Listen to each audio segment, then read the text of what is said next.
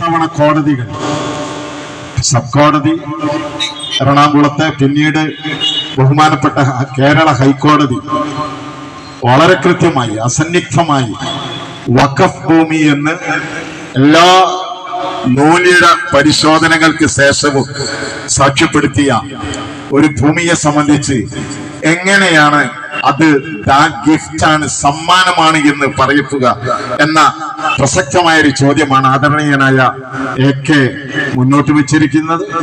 ഈ ചോദ്യത്തിന് കൃത്യമായ മറുപടി ആര് തരണം എന്ന കാര്യവും അദ്ദേഹം ഉന്നയിച്ചിരിക്കുകയാണ്.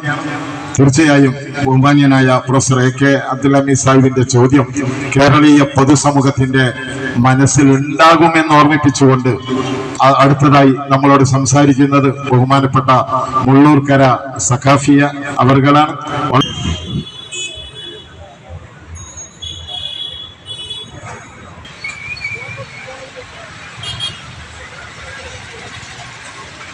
ബഹുമാന്യരായ സംഗമത്തെ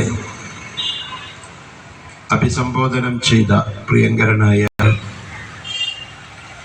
വേദിയിലിരിക്കുന്ന, സദസ്സിലുമിരിക്കുന്ന പ്രമുഖരും പ്രശസ്തരും പ്രഗത്ഭരുമായ പ്രിയപ്പെട്ട സഹോദരന്മാരെ, സഹോദരിമാരെ, ഈ ശബ്ദം വളരെ കാലിക പ്രസക്തമായ ഒരു വിഷയമാണ്. ഒരുപാട് കാലിക പ്രസക്തമായ വിഷയങ്ങൾ ചർച്ച ചെയ്ത്